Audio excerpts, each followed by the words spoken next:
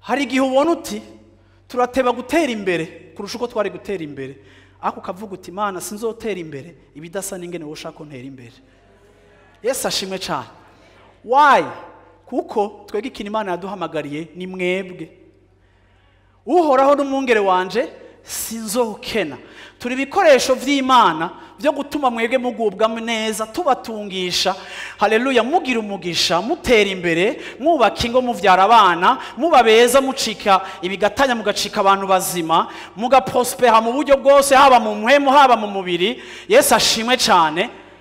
Hari igihe wicarana n'umukristo akakubwira ingene yakubise idiri y'amamiliyari, ukabuzi ko tubuze imifuko yahariye, ako kumva muhemu yaranakwemereye kumubwira aga probleme kawe, akakubwira ingene ejo yaronsaya, hirya ejo yaronsaya, ngo pastor ngo no bikubwira ejo naronsaya, je nagize gute, nawe ukigwa ati kwere turabuza amahera y'idare, aha turinda kugenda kwa Thierry no gupfukama no kwa frere, yewe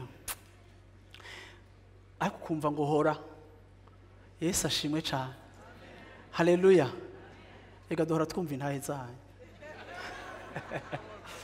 Kandi Imana ishimwe vrema. Bwana asifiwe sana. Haleluya. Rero aha sahantu ho gutungira.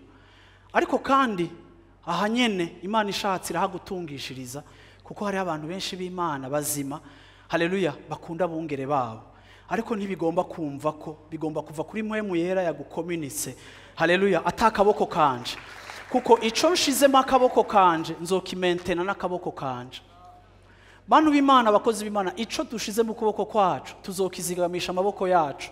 Nimba ari ikintu udashobora kuzigama, ni igikorwa c'Imana ko gitegwa n'abadayimoni benshi, ariko iyo uretse ukuboko kw'Imana kukabijamwo, wamuruhutse, uryama neza, urasinzira, kuko Uhoraho ni watuma umuntu akura, Uhoraho ni watuma umuntu amanuka, Uhoraho ni watungisha kandi watuma umuntu akena, Uhoraho ni watuma umuntu abaho kandi watuma n'umuntu apfa. Iyo biriko biramuvako bikwigisha ukwizera, ukamenya timing y'Imana ku buzima bwawe, ukareka kuyitanga